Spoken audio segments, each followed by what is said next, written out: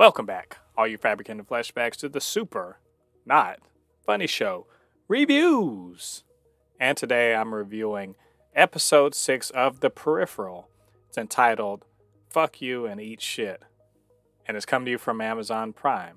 So, what did I think about it? And should you be watching?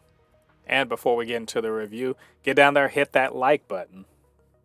Well, things are really heating up for our main characters, Flynn and Burton, and their crew back in, the near future, because they've got the killer on the loose. The guy that tried to assassinate them is on the loose.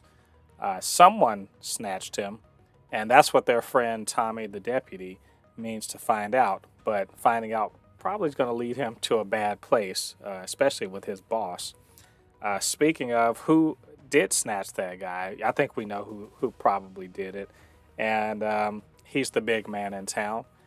Meanwhile, in the future, the Lev Zubov faction has to contend with someone who apparently is pretty scary, a detective with the Metropolitan Police, part of the triumvirate of power that Charisse Newland mentioned several episodes ago.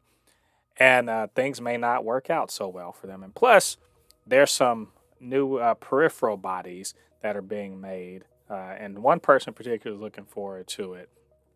Someone who's been dreaming about having a functional body, of course, that's Connor. So all of that is going on in this. And, I call this a bridge episode. And in the sense that some things are happening, but it's more of a setup for, I think, the final episode, the confrontation, conflict, what have you, that's going to be happening there.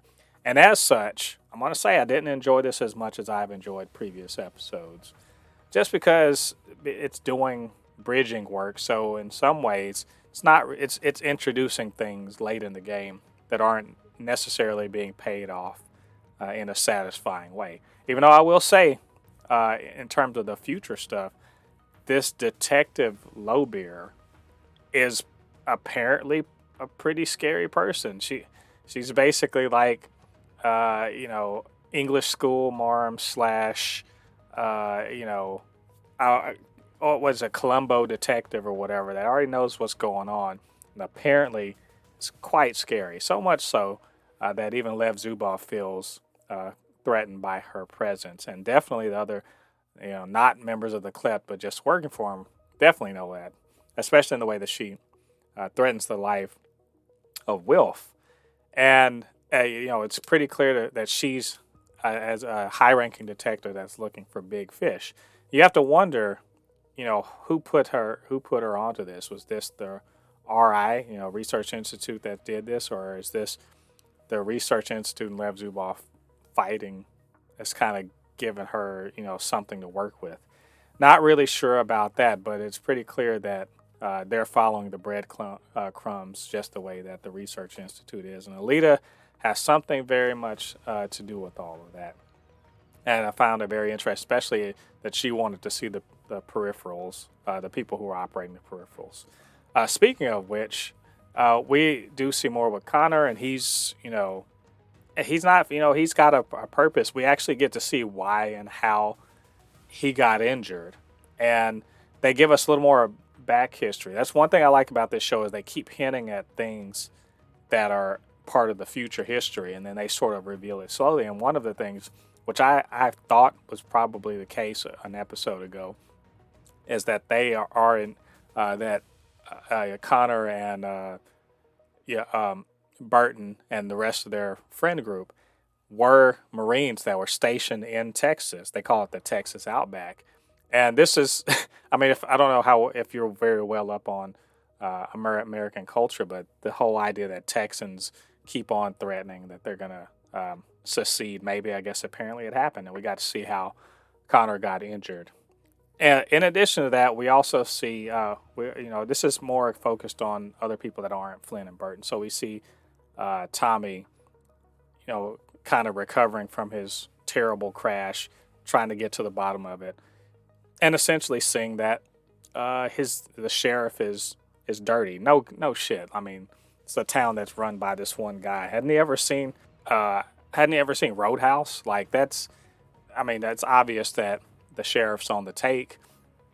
And that leads, of course, to was it Corbell and his wife, and how they have gotten Bob the assassin, and they're trying to get information out of him about the people who hired him, trying to make some sort of power play, I'm sure, which is interesting because this guy is a big fish in a small pond and doesn't realize they're the bigger sharks who sent Bob into their area.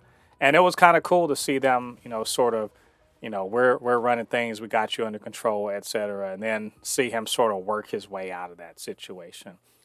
All very interesting stuff there.